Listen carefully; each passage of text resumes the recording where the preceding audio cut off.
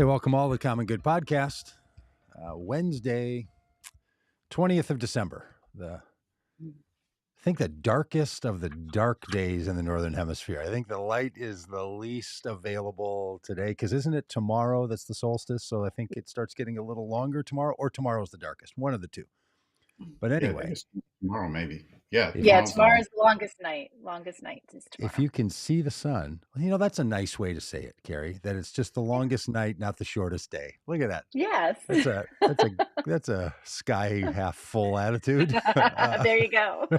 Got to take it where you can get it, For sure. Well, welcome to the podcast, Kerry and Reverend Dr. David Moore. We often on the start of the podcast chat about the weather, partly because I like to, and also partly because it's one thing we do all share. It's the same sky somewhere. So where I'm sitting, looking out my little basement window, I can see a big, beautiful blue sky on the 20th of December and like 40 degrees in Minneapolis. How are things where you are, Kerry? So happily, they are sunny today, a little cooler than 40 degrees, I think, but sunny. And I'm very grateful for that because as we were talking about, my basement was flooded. We had a nor'easter here over the weekend. And with my 100-year-old house, I had 3 inches of water in my basement. My back is very unhappy after lugging that wet vac up and down the stairs. But it's all dry now. And I am very happy that there is no rain in the sky. And you are where? New Jersey, northern New Jersey. So. Northern New Jersey. All right. Well, for yes, our New Jersey it's very friends, different. It's very different from southern New Jersey. South Jersey. Fair enough. We will spare you of the Jersey Shore comments. Thank you. And David, how are things out there in beautiful California? audible rain. Yeah. I mean, I woke up a couple of times last night hearing rain, just landing on the ground or the pool or wherever. And it's raining right now and I can hear it and I can see it because I'm looking out a window and rain it's not quite as big as money coming from the sky, but here where we've had so much drought over the years, we treasure it. Yeah. And it's not to say it's not disruptive because it is, I mean, when it especially rain like this. Yeah. And you are in Southern California, Santa Barbara. Santa Barbara. Mm-hmm. Yeah. It's often a reminder to people in Santa Barbara, you do live in a desert, It just looks beautiful.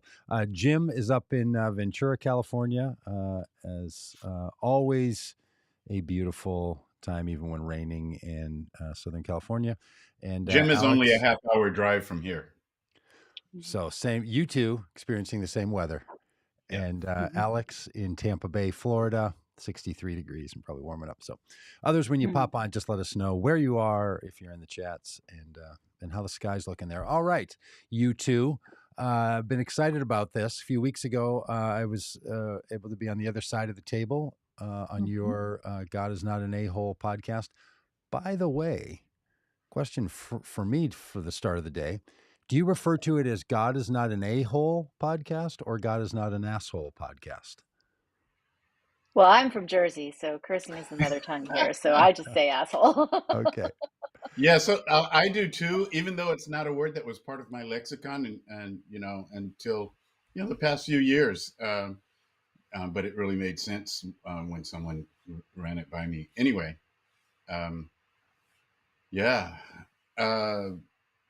that's the word we do actually say. God is not an asshole, but on some outlets like YouTube wouldn't allow.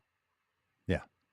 And some of the platforms, some of the podcast platforms, you either had to put asterisks in, or something like that. But YouTube wouldn't even allow asterisks. It had to be a-hole. Yeah. Well, I actually thought about it as I was typing the title for this podcast live stream now, because it goes to multiple channels. I was like, they may not let it go, or they might censor it, or it might change our rating. And I'll say it's just a curious thing, right? Where, like, David, you saying growing up, that wasn't a part of your vernacular. Kerry, you're like, well, in New Jersey, I mean, that's not, that's not even a question. In some religious traditions or moral traditions, they're Yeah. iffies and nots about stuff like that. Hey, I was in a And prim then and you proper have, black church oh yeah, yeah, as a kid. I grew up in the prim and proper, keep all the rules black church. So, yeah. Mm, yeah. You probably couldn't even say suck in your church, like Oh something. mm, no. Yeah, Oh no. yeah. No. mm. Yeah, and that seems to be one that is slid in. But now you've got the moral question and the I don't know the vernacular question and what's profanity from Mm. social platforms. And it's just an interesting thing that used to be easy to say, like, I don't know, I grew up with a bunch of fundamentalists. Then you're like, maybe I'm not sure the people running social media networks are Well, it's fundamentalists, but they have a lot to think it's about. it's interesting in having this conversation and talking about the idea of like of censoring and things like that. Hmm. In my experience in the publishing world, as a woman who is attempting to get published and got published, I had problems using. I had to fight to use curse words, and I often had to. I definitely had to fight to use curse words. I At one point I wanted to use them in the title Hmm. of a book, and I was told unequivocally no, that was not going to be possible. And then a white dude came out with a book that had the F word in the title. And I just thought that was really interesting that some people are allowed to lead the way in that It in is. that realm, right? I, And I'm I like, I have that. yeah, I have there's a book sitting on my counter that came as a white elephant Christmas gift called "The Art of Not Giving a F." Yeah, that's the book. is that the book? That's Yeah, the book, I right? was a little surprised actually. I mean, it was meant as a shocker at a white elephant gift party in mixed Mhm, company and picked by the mhm. oldest grandparents in the room, so it did its job. But yeah, Right. no, it is an interesting. It is an interesting thing. I'm But trying to there remember, and do they actually spell it out? Yeah, no, no, full on. they use an asterisk.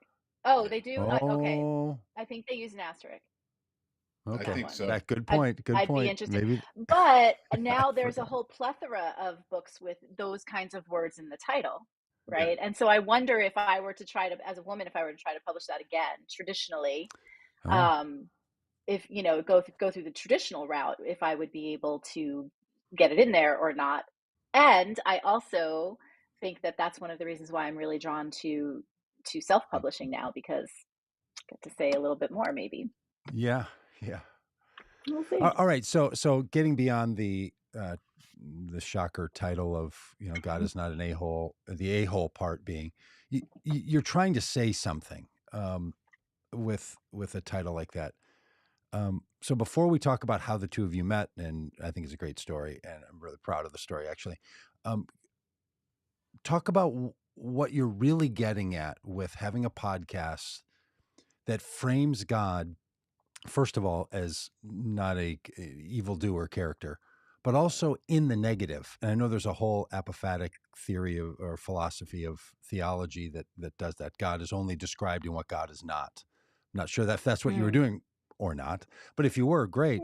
Hmm. But talk a little bit about what you're doing with this podcast and why it matters to you. Well, David, I'm the gonna defer to you. the Yeah.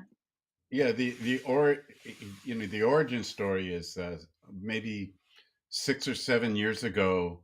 Um, we there was a guy, Brian, who was active in our church in Santa Barbara, and his family and himself, they it was pretty anti-church, anti-religion because of some experiences they had. When he was a kid. He was born in Guam and he was adopted by a white family, and they lived in a very conservative neighborhood. One day, woke up to a cross burning on the lawn, which kind of just kind of said to them, "These are not my people." Hmm. And so I asked him over coffee one day, "Why do you come to church?" He said, "I had to find a place where God's not an asshole." Hmm. And that just stayed with me. I mean, it just wouldn't go away. And I figured, um, there are people, I suppose, who are not going to tune in, and those people are probably not the target audience. Yeah. you know, Yeah. Yeah. If it's not solving a problem for someone, that's probably not who the podcast is. Yeah. Interesting talking to you. Kerry, how about you? I think I'm just drawn to my own faith journey, and I speak about this often on the podcast. My own faith journey has expanded far beyond my my roots in evangelicalism, and I'm really good with that. I'm really okay with that. I have found a beautiful spirituality that really allows me to include the actual experiences with the divine that I've had, rather than to shut them away and call them witchy or evil, Mm. like many things, many spaces would have previously. And so that the idea that we could have a conversation that allows and makes space for this God that's actually not an asshole, because this God is becoming, and this God is expansive, and this God is inclusive, and that we could talk about people who are having experiences where they're finding their ways back to church, and Mm. where they are out in a desert that is bountiful for them, and they are good Mm-hmm. there, right? Mm-hmm. I love, um, I just love the expansiveness of that idea. So Yeah. that's what it is for me. And Well, Carrie, you have described God as an experience. Indeed. Indeed. Absolutely an experience. A wild one. and what I think is wonderful about that, Kerry, is no matter where someone has come from, Mhm. spirituality, it seems to me, ought to be, when possible, pursued like that, as Mhm. opposed to like, oh, hey, unfortunately, I started in a tradition that, fill in the blank. People do this a lot. And so they're like, so I've been trying to fix that. I Mhm. was in a meeting the other day and someone used a phrase, which I used to hear a lot more and I don't hear it as much anymore. So I sort of perked up when I heard it. They said, oh, I consider myself a recovering Catholic. And people Mm. other Catholics sort of winked and smiled and said, we get you, and kind of giggled. But there was kind of a tone there like, oh, something happened. Now I have to recover from it. That's why I've changed in my spiritual Mhm. space. I don't know, that's different than assuming, hey, you a lot of life is starting somewhere and then moving into Mm. new places and spaces, right? Probably don't Yeah, listen to the same music or any of the other things. So it feels like that. I don't know if you're getting at that it can be more of a natural positive thing rather than a solving a problem story. I think that what the story that you just told, I think, is a story that is indicative of the process of Mm. becoming. And I think that probably when somebody's referring to themselves as a recovering fill in the blank, I think that that's speaking to something that's a very real phenomenon, which is religious trauma.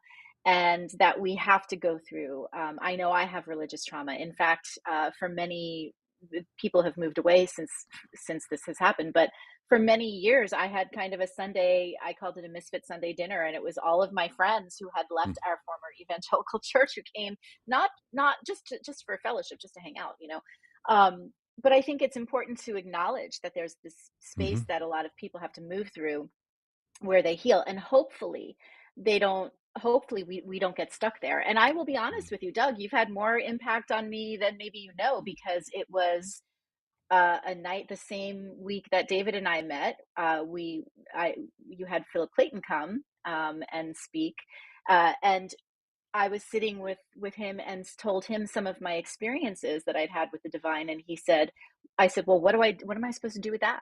And he said, just let it be true. And Mm. that in that instance, when he said, just let it be true, I was like, I can do that. I can Ah, just yeah, let yeah, it be nice. true, right? Uh, And that freed me up to not only uh, extract all of those things that from in my faith story that I didn't want there, like patriarchy and legalism and all of those kinds of things, and replace it with those actual experiential instances that I'd had with the divine. And once I was able to do that, my faith just expanded in exponential ways. So, mm, It's wonderful. amazing where you can go when you know you have permission, when you grant right? yourself permission. Hmm. So Yeah, and true. David, that's an interesting phrase. Like the two ways that someone could hear that. The first way you said it, when you have permission, and then when you said when you grant yourself permission, it Hmm. seems like there's something in that for you, like the difference between an external entity giving you permission and you recognizing that you've set your own limitations or boundaries. Is that the case? Do you think about it like that? Yeah, Kerry knows that a couple of weeks ago, I was interviewed by, of all things, BYU Radio about our podcast. Apparently, some people were listening to it. Um, and the last question that I got was, how do you know when God is leading you? How do you know when God is speaking to you? And I said, I've come to realize that God's voice sounds like mine. And when it crosses a line into somebody else's voice, I know that no, that's probably not God. Mm-hmm. The divine wants us all to recognize our own divinity, Yeah. and it is our alignment with reality and with the cosmos that liberates us. Yeah, man, dude, that's part of the reason I stay in the Christian tradition for all the other things is the Christian tradition, and this is a great little, time of the year to remind ourselves of this, is is to see Jesus not as a miraculous exception, but as a Mm, marvelous rule for humanity. And the thank you. things that we say Happily. and the things that we say about Jesus, which are great, and a lot of people want to attribute a lot of things there, son of, child of God, fully God, fully human, all this kind of stuff. Uh, you're faced with the crossroads of what kind of Christianity you're going to follow. The what I think Hmm. is the one that's revealed in Bible scripture teachings, which has Jesus as the miraculous, as the marvelous rule, or the one that you get in a lot of theologies, which is the miraculous exception, and then you're into a whole other story. And it's that piece of understanding humanity that Yeah. keeps me in, and I recognize that's precisely the reason other people leave Christianity, right? They've been given a Mm. story in which human flourishing and human life is just not the point of Christianity. Hmm. The happiness of Hmm. God is the point of Christianity, right? There's even Right. some Yeah. A doctrine that's psychopathic God. A psychopathic God. okay. All right. So that's what I wanted to ask both of you about. Did you each grow up in a tradition where you've now looked and said, the way God was described was not as loving nurturer, caregiver, provider, so on and so forth, but rather as something to be pleased, feared. I don't know there's something I think it's in the Westminster Catechism, which comes from a particular Reformed tradition, which is the purpose of man is to bring glory to God forever. Something phrasing, something Hmm. Mm. like And, that, and like and enjoy him forever. and Him. enjoy Him forever. Yeah, yeah, like that's the point. Which Hmm. I don't Hmm. know. Fine, but that doesn't fit most moments of every day. That doesn't seem like a human flourishing thing, and certainly doesn't seem to match the biblical story as I've Yeah. come to read it. So so for me, what's interesting as I'm thinking about my childhood experiences is that the earliest experience, one of my earliest memories that I can have is a deeply spiritual one, and one that maybe a lot of people won't believe, but it's so deeply embedded in me that every I think about it and I get automatically get teary eyed, and that is Mm, that I was about 3 years old, and I was playing on the side of my road of my house on this road that was a dead end, and it was this beautiful sunshiny day, and the light that was next to me began to condense and got stronger and brighter and mm, more golden, and it was beautiful. And then the only way that I can describe it is in my mind's eye as a child, I remember looking down and seeing next to me big sandaled feet, and in that moment a butterfly landed on my nose, hello. and I sat there for a minute and I was like, oh my gosh. And I just remember feeling and knowing a presence that um, we would think of as Jesus, right? And I remember him saying to me, I choose you, you are mine, and I am yours. And it was this beautiful experience of absolute unconditional love. There was nothing, it didn't Yeah, matter that yeah, my knees yeah. had dirt all over them and my hair was a mess. It was complete and unconditional love, and there was nothing that I needed to do, and there was belonging and presence in that moment. And maybe about 2 years later, my mom took me to the local Methodist church, and I remember seeing the quintessential white Jesus picture hanging on the wall, and I was like, "Wow, I don't know who that guy is. But I really hope he starts feeling better soon because he looks really sad." And that is so not the experience Yeah. that Yeah. I Yeah. had with the divine, right? And so that led me on a pathway. I can tell you that my experiences in that church as a child were nothing close to welcoming or accepting. Or they I remember a lot of rejection. I remember a lot of never feeling like I was good enough. I remember never feeling like I fit in. And then we stopped going there. And then I followed a boy to a Southern Baptist church in New York City, and that in my 20s, and that entered me into evangelicalism. So Hmm. that doesn't really align with those other experiences that I was having of the divine on the other side. Yeah. When you think, Kerry, about your own like roots is not really the word I want, but I'm going to use it anyway. Your own roots of spirituality. Is it that experience on the side of the road? Is it that church you were at? Is it the place you went with No, the? it was that moment with Jesus. And I want to be clear that when I say that he it was like he was saying, "I choose you." It wasn't like I'm anything special, and yet I'm incredibly special, right? But it's not like I'm special over any other person, that I'm like one of 144,000 or something. Like, that's not what I'm saying. It was a matter of, come here, you are mine and I'm Mm, yours. We belong together. And this is a beautiful symbiotic thing that is beyond language. I can't really explain it. It's just, but I have chills thinking about it again. mm, That mm. it was one Yeah, of the most joyful moments of my life. I thought you were special. I mean, when you agreed to, you expressed an interest in being a co-host.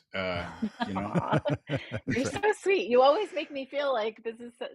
I'm such. It's such an honor and a privilege to do this work with you, David. It's Yeah, such an I honor. do. I really do want to talk to you both about the process of the podcast, how it all came together. But can we hold on this one for another minute? Because I have another thing Yeah. or two. I'm just interested in your takes on um, because oh, you oh, are you gonna? You know, I didn't weigh in on the beginning, how you know where I came. You know, my religious yeah, roots. that's what I want to do. I wanted to see, Okay, David, if you'd talk about that. yeah. You know, my parents were part of the Great Migration, and so something that churches around the country, black churches around the country, have in common is essentially they were and maybe still are to some extent colonies of the South culturally, and so you know, I mean, my mom and dad they left North Carolina because you know in this country the one one time weekly somebody was being lynched, so it was you know it was a Mm. I actually equate it to the Christmas story where Jesus was run out of Okay. town. You know, I mean, his parents Yep. There you go. were forced migration, um, and you know, I find solace in that story at that in that way. But uh, you know, and the reason I bring that up is because the South had lots of strictures, right? We didn't have permission, freedom of movement, and that translated into our church experience where our parents were way stricter because in their growing up, I mean, you know, I grew up going to school with white kids and my parents never had that experience. Uh, So for them, for you know, for us it seemed like we had way more um I guess we push the limits as far as they're concerned because they're trying to, in their mind, they're trying to protect us mm, you know, from threats, and some of those threats remained, but some of them weren't the same. They mm. manifested differently, and so therefore, you know, we our churches were like that. Our churches had, you know, often had lots of rules. Did David, was your church experience then? one where God was seen as protector, provider narrative, or was it seen as God is the threat that the religion needs to give you protection from? Mm. I would say all of that, except probably more importantly, church was a source of community, a reason to be in community. Mm-hmm. You know, a reason to, in this brave new world that people like my parents were living in, a reason to come together and to have something in common with people. Yeah. Which again, the kids may not have had that in common with the parents. Mm. Interesting. Yeah, right on. Mm. Yeah, I bring it up because when you use that Christmas story, which is a crucial part, especially I think in the book of Matthew, a really important part of setting up the introduction of Jesus's life. It is he's the promised one from God, and then Herod wants to kill him, so he has to leave to be protected. To goes to Egypt, so follows the Mosaic story, and then comes back and is still under threat. And God is the one who's going to protect him. God is the one Jesus cries out to at the end of his life on the cross, and it's people who are trying to kill him. And then Christian theology inverts all of that and says, Mm. God is the one who's after you. God is the one who will eternally kill you. And we are the ones who are going to save you. And Mm. it is just stunning to me because I wasn't raised in that tradition. And I would hear that stuff and just be like, this is Freaky Friday with you people around here, where you think that God, the judgment of God, street preacher kind of thing, but it's in all kinds of traditions, right? Where God Mhm. is the judge that's coming. And I don't know how we rid ourselves of, because it seems to me, and this is what I want to ask each of you, it seems to me human beings like that story, that God is the ultimate one we need to fear, more than God is the protector of us in communities from those of us who want to harm one another. We tend Mm. to, like, people believe the God's out to get you story easier than they believe God is the protector. And so I'm just wondering if, I mean, that's rattling around in my head. Every Christmas, it really gets stirred up in me. And I can hardly Mm. sing Christmas songs because they just reinforce with some very nice little catchy melodies, ideas that really need to be done away with. But do you have any thoughts on any of that? Yeah, Well, go go ahead, ahead, Kerry. David. Well, Okay. what I'm thinking of is um, the uh, the I'm looking at what Edward's writing there. Yeah, I get that too, definitely. Um, but I think that that God was that you just described was part of the motif, but probably God as protector and redeemer was a huge part too. Yep. As well. And what I'm thinking of right now is a few years ago, there was a young man by the name of Stefan Clark in the city of Sacramento, who was shot and killed by Sacramento police in his grandmother's backyard. And it just so happened that his funeral was streamed by NBC and other outlets. And I remember the funeral happened on Good Friday. I was Mm. scheduled to go participate in a community Good Friday service, but it was the Stefan Clark's funeral was happening. I started an hour before that one, and I was so gripped Right. by what I was streaming that I missed most of the one that was in town, local. Because for me, that was the Good Friday service. Yeah, there you go. That Mhm. because it was the story. It was the same story as Jesus Hmm. in a sense. And put down by the state, and it was such a powerful celebration of life. Hmm. I mean, we hear that term used a lot, but this was, I mean, the music and the speeches. uh, Al Sharpton was there. He always has a compelling presentation. So all of this was going on. I'm thinking, and I'm getting ready to leave this to go to the other Good Friday service, which is always really predictable, in terms of Mhm. how it plays out. Um, and so that's the God that I'm familiar with. I'm familiar with the God who not only imposes lots of rules, and in time I find out that I don't need those rules. But at the same time, God is a protector. God is a defender. Yeah. Mm. Yeah. So my, everything that you just described, Doug, is this idea that I wholeheartedly reject, which is this idea of this psychopathic God, a God that requires, is going to, first of all, be incredibly manipulative and gaslighty and create something, call it good, but then go, not so much. And I'm going to now require a blood sacrifice. And oh, wait, I'm going to then send my own child as that blood sacrifice after modeling that request in Abraham and in the Abraham and Isaac story, right? Like it's also terrifying. And I think it's reflective of probably the worst sides of humanity that we show ourselves, that we show each other, right? And it's funny, I have a story. There's a person, a colleague, not a friend, but a colleague of mine who for a while was running an Instagram platform, I don't know, identity or whatever, that was aligning with Christianity and communism. So, okay, that's interesting, right? And what this platform said, though, was that in order to have true revolution, we require bloodshed. Mm-hmm. And was almost like promoting the idea that we must martyr ourselves, or we must have the shedding of blood in order to have true revolution.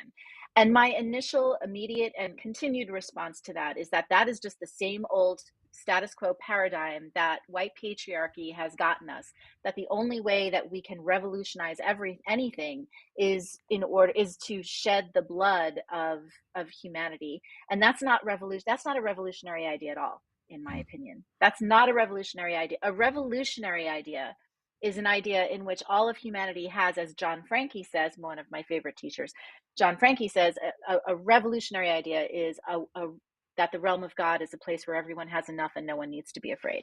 That's a revolutionary idea. Mm-hmm. And to do that without bloodshed is Mm-hmm. a revolutionary idea. And so what in the Jesus story can we look to that points us in a different direction from what the cross, I wrote an article in which I talked about what the cross actually was a condemnation of us, of what we do to each other, right? Those arms open, it wasn't some beautiful quote, beautiful sacrifice to a psychopathic God. It was a condemnation of and an exploration of what we do to each other as human beings. And then we can talk about the fact that only the women were willing to take a look at that, but that's a whole other story. Yeah, right. Yeah, but it's playing with gender for sure and trying to push us forward. Well, look, I could talk about this with you all day. It's part of why I wanted to have you on here. I wish we could, but I also want to talk about some other things in the sort of the case of our hour. But some of our regular folks in our chat, we get to know each other. We have a bunch of people that are fairly regular. Yabitz says, my faith is kind of leading me toward Judaism. Yabitz is in Georgia. And then Jim says, hey, I'm studying to convert to Judaism right now myself. And then Kimberly jumps in and says, hey, I'm a part of a Stoic group. We ought to get a little thing together. And part of the reason that I bring this up is I think that is such a healthy, positive, human flourishing project, right? Where people are saying, I'm developing more and more of the spiritual processes that I have available to me, and I feel freed to do that. And it doesn't always have to be only to fix a problem, right? But as human beings, we're really good problem solvers and pattern recognizers and stuff. So we tend to see a change in pattern, and then we think, is that to address a problem that you have? And sometimes it is, but it doesn't have to be. If we develop a process of openness and continuous learning, then when we're in a problem, we can utilize that process of continuous learning and development to help address the problem, as opposed to let's solve the problem by doing something bizarre and unusual, right? That's the subtle difference, is to develop the skills that you can utilize later, as opposed to having to do something unusual in order to solve for this particular problem. It's the process of becoming. It's the process of becoming. And again, I go back to one of the classes that I had when I was doing my MDiv, and there was a rabbi who was a guest speaker. I don't remember his name, and he told us that in the process, or in Genesis, the scripture that is normally translated, I am that I am, that's actually a horrible translation, and that there is no actual, really accurate translation of that. But a closer translation would be something along the lines of, I will become all that I have yet to become. Speaking to a God that is becoming, right? Moving, becoming, expanding. And I love that. And that has changed the way that I view the divine ever since. Okay, so Kerry, when you say that to somebody, right? Because I'm sure it is stuck with you, and you've internalized it to the point you could access it here, which Mhm. makes me guess you've been able to share that with others. When you Mhm. say that to other people, like, "Hey, that Mhm. I am what I am," is one way of thinking about it, but there's this other way, I'm becoming that which I will ultimately become. That's how do how do people tend to respond? Um, like, are they happier with, "Hey, I want a stable, consistent God that just is in a world of Mhm. chaos," or "I want God as a partner in the development of experience." How do people? I know there's a That lot of answers, but Yeah, yeah, I think that's a great question. I think because of the fact that these days I am hanging out with mostly people who are post-evangelical and are themselves experiencing an expansive faith, that I always see their faces kind of light up, and they go, "Oh, that's exciting to me." I have a yeah, feeling, though, that if I were to walk back into my old church and say that to some of the people that I used to work with there, that the responses might be a little different. That there might be some pushback about, but God always stays the same. God is consistent. God is right, never changing, right? yeah, Because that, if you do take that scripture and that as truth, what that rabbi taught us, then that really does kind of mess with the whole foundation yeah, of your faith moving hmm forward, hmm right? If you are of that person, of that ilk that says God is never changing, that kind of messes with that. yeah. It's fundamentally, I mean, it's one of those left turn, right turn moments, right? 100%. And you might, fortunately, we live on something close to a round globe. So if you just keep going, you might come back to the same spot, but it's a Exactly. long way around the Right. horn for a lot of people. Okay. Can we talk a little bit about your backgrounds, you coming together? What's it like doing a podcast in two different coasts? People of two Mm. different perspectives, and all the rest of that. All right, so you're both accomplished people in academia, in ministry, and in publishing. David, give us a quick reminder of your extensive pedigree, because sometimes people will see on the screen it says Mhm. Reverend David Moore, and when I do that, it says Dr. David Moore, and I don't have one that brings the two together into the Reverend Doctor. But give us the history of your work and your writing and all that stuff, so people get a frame, and then Kerry will do the same with you, and then I want to talk about that with each of you. Well, I like to talk about the title of my doctoral dissertation, um, at University of South Africa. The title is "How the Process of Doctrinal Standardization During the Later Roman Empire Relates to Christian Triumphalism." Um, I've always been drawn to where church and state began to try to Mm. intersect, Mm, where faith was Christianity was co-opted, and immediately create push some people onto the margins. Uh, Mhm. and you hear about in Christian history in seminaries, you'll read about the great persecution of the second century. And you won't hear that when Christians came to power, they actually killed more people, killed heterodox Christians, killed plenty of Jews, and just anybody who didn't align themselves with the political hegemony of a particular strand of Christianity. hmm hmm All right, so David, that title is awesome. I've tried to lock it in as you were saying it.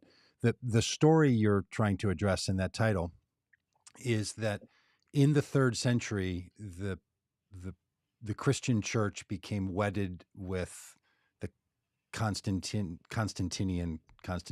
Rome. And one of the things Constantine said was, we can't have all these variants in Christianity. If it's going to be the official religion around here, we got to have some answers to important things, because at the time there were so many versions. So the creation of what we often call creedal Christianity, or the creeds, like the Apostles' Creed, that people are like, oh, let's just hold to something really old. Let's go with the Apostles' Creed. Well, that was created in the 3rd century, 3rd and 4th century, in order to keep people out. So you had to say, like, on all these questions, is there an answer? Is that right? Is that what you were talking about in that first part of this? The standard is... Yeah. Will you say the name of the dissertation again, just so it's music to our ears? How the process of doctrinal standardization Okay. in the later Roman Empire relates to Christian triumphalism. So there's, and it's just important that people recognize that the reason creeds came into being was to bring clarity on points for which the Christian church to that point had a lot of difference, and it was to decide who is in and who's out, who's true and who's not. It wasn't to open up the mind; it was to lock in the system. To be clear, they critiquing whatever reasons they had for this. That's what it did, and that's what it continues to do. So if you've ever sat in church and been like, I don't think I can say those words in that creed, well, you're in good company. It was put together to differentiate those who could say the words in good conscience and those who couldn't. And it was intentionally anti-Judaic. That was the thing they were trying to rid out, right? Is the Jewish narrative. So then you're pulling that forward and saying that same process, that same way of approaching, became something that became a part, was re-engaged in a white power and in a Western power domination narrative. Yeah. Yep. When did you... Okay, so you spent some number of months, years working on all the words to go in the dissertation to make the committee satisfied. But when did that idea first strike you that, hang on a minute, these two things are actually part of the same lineage? They're not two separate times in history. You know, they're not sitting, running parallel to each other. They're actually in the same flow. Actually, I think it was, the seeds of it were always in me, but going to an evangelical master's program just drove me nuts. Yeah. What was it? Was it a couple of things? Was it the whole thing? Do you remember? Was there a moment where you're just like, come on now? You know, the syllabus. You know, I began to read more books that were not on the syllabus. So I mean, it ended up being a positive experience ultimately. I just had to do more work than other people in my classes, because I came to understand that you know, this is a Western supremacy thing happening here, and you know, and I wanted to research it. Dude, okay, so in 1992, I finished my seminary degree, and in the master's program that I did, you had to write a big statement, big paper statement. And I remember sitting with my advisor and saying, look, there's a thing I could write about what I think and believe and feel. And he's like, that's not going to grant you a degree. If you say, I'm like, well, these are the things I've come to understand while I was in this 4-year process. And like, that's not the thing. So I had to write one which was right on the edge of being not honest, in the sense that it's not, I found every way I could to frame sentences that didn't say, this is what I believe, but a way for me to say, this is what I believe this institution believes about these things. Yeah. And I felt okay about it, but I bring it up right now because when you started to say that, I had this sick feeling in my stomach. Like, I think that was the start of, here's how you succeed in this industry. Mm-hmm. Be Yep. profoundly dishonest from the start. Yep. And man, Participate in mental machinations. yes, it was just something else. Um, was your doctoral project in some ways a way to say more than, I mean, is that partly what it did for you? And is that partly why you did it? If it was what it did for you? Oh, absolutely. In fact, the reason it just things worked out. One of my colleagues at McCormick Theological Seminary, David Daniels, Hmm. he had mentored the department head uh, for faith and spirituality at the University of South Africa, which is a state school. So it didn't have the doctrinal things that you have in seminary. And he said, I'll see if my mentee will be your advisor. Hmm. Yeah. And so that, it worked out that I was not in a religious institution when I wrote it. Okay. Wow. Love it. Okay, Kerry, okay, well, David, you also now, you write for public, popular audiences, and you pastor in a faith community. Yeah. Beloved Community Church in Santa Barbara. Yeah. Okay. Well, not just in Santa Barbara because we're on Zoom and yeah, people are tuning in. Yeah. Yeah. My joke is worldwide and maybe even on the space station because they get the internet there. So you never know. That's our reach is at least going to That's go to cool. low Earth orbit. Um, all right, Kerry, give us your pedigree background, and then I want to talk about the two of you coming together in this.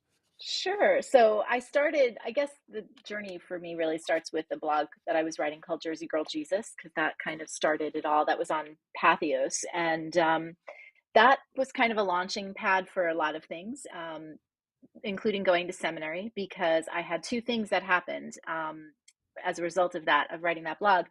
On the one hand, I had moms of trans kids and members of the LGBTQ community coming to me and sending me emails saying, thank you so much for writing what you're writing and doing this work. And then on the other hand, I was getting absolute vitriolic hate mail from predominantly white Christian men. Anytime I would talk about the Take a Knee movement, anytime I would talk about women's rights or any kind of LGBTQ dignity. Thankfully, all that's changed. All that's changed, right, Kerry?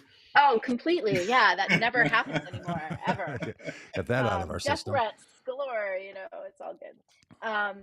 But so that was what made me decide I needed to go to seminary, because I felt like I needed to know what I was doing. I realized that I was doing a sort of ministry, and I was like, wow. But it took me a while to find a program that actually fit, a seminary that would fit and align with my mores. I actually started at a different one, but they required me to sign an anti-LGBTQ statement, so I had to drop out. And so I waited. It was another year before I found Christian Theological Seminary and the program that I entered there. And then while I was in seminary completing my master's degree, an editor was reading my blog apparently, and she reached out and invited me to submit a book proposal, which was such an honor. And to be able to have that offered to me. I know that so many writers would dream of something like that happening, and it happened to me. So I'm deeply blessed and lucky for that. And I said, well, yeah, I would love to. I would love to submit a book proposal. Did you have a specific topic? And she said, not particularly. I said, well, most of the stuff that tends to get the most traction is stuff that I was writing about race at the time. It was around 2019.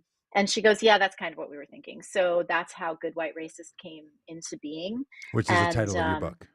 yes, that's the title Good of my White book. Racist. And then as that came out in March of 2020, and as we all know, in May, the murder of George Floyd happened, and COVID was also happening, and those two things kind of created this storm in which white churches all over the country were like, oh, we need to be talking about this. We need to be paying attention. And so I was able to drop in via Zoom to hundreds of churches and do book clubs because they were engaging in the book, which kind of led to me understanding that churches as organizations had very consistent questions about how to do this work and how to do it well and effectively. And that led to the second book, which is called Wait, Is This Racist? A Guide, which is a guide specifically for churches. And so, yeah, that's essentially my publishing. And now I'm getting to podcast with David, which is, and it's all related. Which is quite lovely. All right, so can Yeah. I tell my version of the origin story of the two Do of you, it. coming together? And Yeah. Okay. I think it's really great because it was. Mhm. I'll tell the story and then why I think it was great. Uh, I'd put together a project called an Open MDiv, which was designed for people seeking a degree program, and we partnered with Christian Theological Seminary, which was a tremendous partnership at the start of that program, where they would offer a degree, a Master's of Divinity degree, and also people could take this program who weren't seeking a degree, but they wanted seminary level learning. And rather than having one faculty that was consistent, I would use the network of people that I knew, David and Kerry, as you mentioned, Philip Clayton and Monica Coleman. You know, Coleman. just thinking about the Barry Taylor, just the event that you all met at, and like Mhm. bring these people in to be the instructors because they're all world class and not all of them are teaching at a place, and you utilize that network as the instructors. So as Kerry, you remember, David, you do too. We had events sometimes in California. We had them in Minneapolis. We had them in in New York, New York, in North North Carolina, Carolina. yeah, maybe Mhm. Florida. I can't remember, but like you would travel, so everyone could stay at Mhm. home. You'd travel for a week, do a week long intensive, and the program was built that way. But the point of it, my hope of it, was that the network of instructors, the network of students, would find each other, and people would start to build this large and growing network. Which was different than the experience that I had in seminary, and a lot of people do, where you end up inside one tradition and you dig one very deep hole, which is one good Mhm. way to do it, but it's almost like a mine shaft that just goes Mhm. way down deep and everyone's in the same flow. And we were trying to build something that crossed regions and boundaries and traditions and faiths. And so it was, just a different way of organizing. It was crowdsourced organizing through network theory, blah blah blah, right? All this. Mhm. But the hope of it was that people would meet each other, both students and faculty members, and students and faculty, and they'd make stuff happen. Mhm. And you two did it, so that's why I say I just think Yeah. it's so great. I know other people did too, but you two also over distance, like, and you didn't do it just because, hey, it's easy, we grabbed coffee 4 or 5 times, and then Mm. you're in two different states, you're in two different experiences, you care about similar things, otherwise shouldn't even know each other. Right. And yet Right. you said not just, hey, thanks for that great experience, but could we collaborate and work together? So Mhm. I think it's great. The piece of the story I don't know is, how did it actually develop? Like, from the time you met and then kept up or whatever, like, how did it go? And then, since you decided to do a podcast together, how is it going doing this Yeah. thing? David, do you want You to? take go ahead, Okay. Kerry. Okay. So, we became Facebook friends, I think, right after that class. So we just kind of stayed Facebook friends. And one thing I will say this, one thing that I always appreciated, I think we both just kind of hovered, checking each other out on, like we were definitely engaging with each other's posts and material. And one thing that I really appreciate, David, and I've never told you this, but there were times, a few times, one in particular, where I'm thinking about something where I posted something that was a very typical experience that many women have with something patriarchal. And another man came on and he kind of downplayed it. He kind of said, "Oh, you shouldn't do stuff like, don't respond, don't let it get to you like that. You're just like feeding," and kind of, telling me I shouldn't feel the way I feel. And You're being David, emotional. yes, reactive, those things that, women tend to do, right? But David came on and just so kindly kind of said, "Well, the way I prefer to respond to something like this is like this."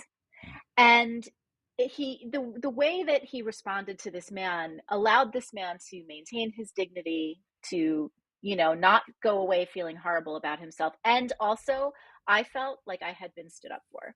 And it was a beautiful moment, and I will never forget it. And Hmm. I've always Wow. appreciated David for that. Yes. So I know, I should have told you that story, but it was just always something in the back of my mind. And so one day he posted something about wanting to do a podcast and looking for a co-host. And I responded. And if I'm being completely honest, when I responded, I was kind of like, I'm not sure if I know what I'm getting into. I don't know if I, I don't know if I'm actually like ready for this, but yeah, it sounds really cool. Let's talk, and I kind of had to say straight up to David, I'm like, listen, don't ask me to do any kind of admin because I will ruin everything. Like I will, I will, if I have to be the person to do the show notes, I will mess it up. Like I can't do that. And he was very gracious and allows me to just to come on and talk. And I do some admin again due to David's graciousness. And But yeah, you do a really good job too. thank you, thank you. And the conversations that we've had have just been so life giving. They've been so life giving, and so it's just an honor and a privilege to be able to do this work with David and So how do people. you do it? Like, what is the flow? What is the style? How do you have a regular recording schedule? Um, I don't know, just talk about what you do and how you do it. David, Well, it's not our day job, so we have right? to have, some, some guidelines schedule wise. So generally, we meet online on Tuesdays once a week um, Hmm. at 9 a.m. my time, noon Kerry's time, Hmm. and Kerry mentioned how she used to have people over, disaffected people. One of the beautiful things, and these are not all people with an evangelical background. Many of them are, though. Many of them are LGBTQ. Many of them are, um, you know, BILPOC, Black, uh, Latino, other people of color, Indigenous, and we've had all of that. I mean, that Hmm. spectrum and more. Um, And I was thinking about when you used to have people over who were disaffected. The thing that stands out with me, all of these guests, we've been doing it once a week since mid-May. No, nobody is resentful. Mm. Hmm. It's not a time for people to come on and just pour something acidic out on other people. People are really they've had horrible experiences, but they're just glad to be there and be in a conversation with a couple Yeah. of people who are interested in their story. And Hmm. to me, that's one of the loveliest pieces of all of this. Yeah. I do think that they are, while they are not, while they tend to not be angry, like you said, David, they're also like, but I'm gonna tell the truth. I am going to Yes. tell the truth, right? I'm going to tell the truth. I'm not going to necessarily water down the truth. I'm going to speak clearly and plainly about Oh yeah. what has happened to me and my experience, right? Hmm. And I think that that's beautiful too, because I think that speaks to the fact that they in themselves are feeling an embodied safety and an embodied they're having an embodied experience that has moved beyond the experiences of trauma that they've had, into something more beautiful. So I Yeah. think that's a gorgeous thing. Yeah, I mean, it's the whole assholery of it all. I mean, Yes. Yeah. it's like, yeah, we acknowledge that's what we were dealing with to a great extent. Yep. Yeah. I mean, that's insightful. That's one of the ramifications of thinking God's an asshole is people tend to take their clues for what appropriate human behavior is from their sense of the divine, however they Hmm. put that together, if they have a sense of the divine. So if you Right. see God as an asshole, you'll be like, well, hey, I'm going to hold off on letting out all my real God rage here. But at some Hmm. point, if it's too much, then it's not only excusable, it's of divine necessity that I act like that. Right. Yeah. Right. This is That's the right. Yeah. problem with hell. If you tell people that the ultimate divine force in the cosmos wants to punish eternally or eternally damn human beings in consciousness, and then tell people to love your neighbor and Hmm. bless those who persecute you, as my friend Jay Baker says, he's like, it's almost like you have to tell, God to follow what Jesus was teaching. if you believe that kind of Yes. a theory. And so All the time. people really do put this stuff, whether it's conscious or subconscious or however it comes out. And so there's real human like in some ways you can say like just skip theology, who cares? But Mhm. man, I'm around non-religious people all the time, and they'll even have a sense whether they apply it to God or to karma or Mhm. whatever, that Mhm. somewhere, somehow, something's going to kick back and you're going to get your up and comings. So either I Yep. can give it to you or somebody else, but hey, it's like that's just how life is, now and Mhm. forevermore. 100%. Or if you have a story of mercy and grace and kindness and healing, then that should be the ultimate point you're ultimately trying to get to, not dropping Mhm. bombs on people, whether literal or metaphorical, and all the rest of it. So, yeah, look, it is. When I first got into Christianity, I don't know why one of the first phrases I remember, I was in a group that we memorized Bible passages. It was a group called the Mhm. Navigators, or I was kind of Hmm. the Navigators. The person that was around my life, a little older than me, was in the Navigators, and they had this process of memorizing Bible verses. So you would say a Bible reference and then quote the verse and then say the Bible reference, and it was just a way to memorize stuff. They were big into that. And the one that I remember knowing the longest, even before, I didn't know what John 3:16 was when I was a teenager. Like I saw it on Mhm. signs at football games, literally no Mhm. reference. No. I mean, a book of the Bible in 2-letter Right. reference, and then it's a numerical system. I mean, I was barely understanding zip codes at the time. But this passage, it's God's kindness that leads us to repentance. Like that was Mhm. in first, and everything else has to revolve around that notion. I've realized now. And Mhm. kindness is the core attribute of change. If you see repentance as a good thing, like people figuring out Mhm. how to stop self-harming and harming others, kindness is what gets you there. Mhm. I know people think it's a lot of other things, and I'm with a lot of activists that we're challenging each other on what is the thing that is most crucial, you Mhm. know. But I tend to I think there's three things that are going to remain, and faith, hope, and love are is it, mm, and yeah. kindness is sort of in there. Swap one of those words out for kindness any day. It's interesting because I'm thinking as you were talking, something in my brain uh, sparked a memory that I had from my days when I moved into the evangelicalism in my early 20s. And the thing that I'm thinking is as I said earlier, the mental machinations that it takes to maintain a faith in this psychopathic God, right? In this God that is built on fury and hell and all of that. And so there are these there then becomes these subsystems of belief Mm, and behavior that you have to maintain and you have to make sense of somehow. And so the tiny little church that I went to in New York City at the time was maybe 20 people. It was very small, and everybody was all up in everybody's business, right? Because in a church that small, everybody knows everybody. Everybody knows who's with who and all of the things. And the pastor's wife was this beautiful woman, and I looked up to her so much for guidance and yeah, just all the things. And they had a very strict belief that God would tell you who your spouse was going to be. hmm, And so there were a lot of people in this small little community that were getting married because God had said, you are to marry this person, right? And there was a rupture in one of those relationships, and this was a highly visible relationship in the leadership of the church, where they had made the move to get engaged, and then one of them said, "Nope, I think I heard God wrong," or "I don't have the guts to go through with this," or whatever, and it was a huge thing.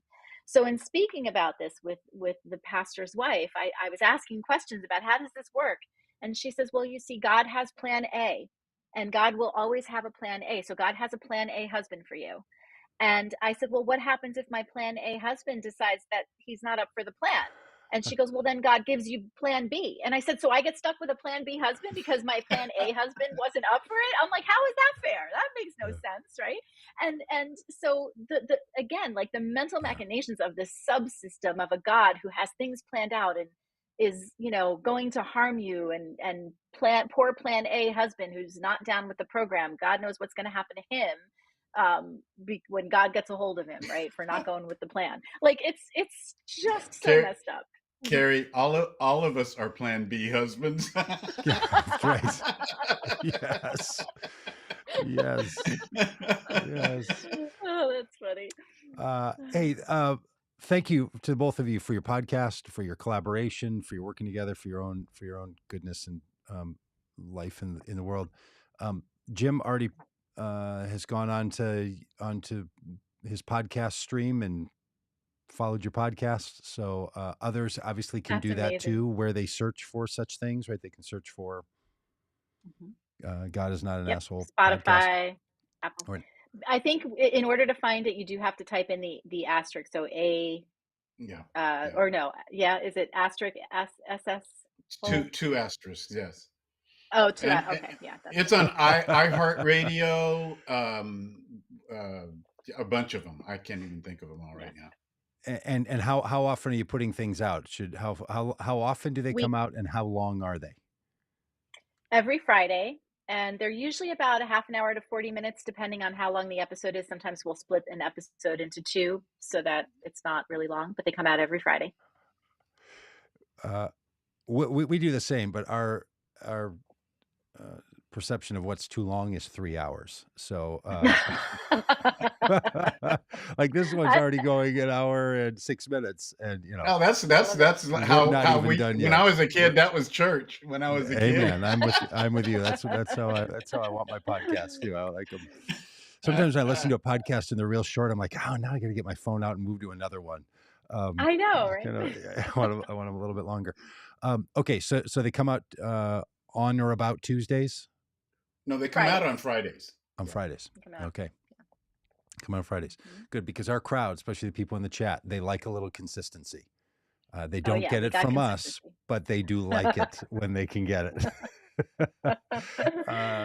They like to be able to plan accordingly around it, as do I, especially with podcasts, man. When there's somebody's like, hey, a podcast comes out on the week and it's on this day, and then I'm queuing it up for a walk or for some exercise or something, and it's not there. It's like, well, boy, do I feel indignant.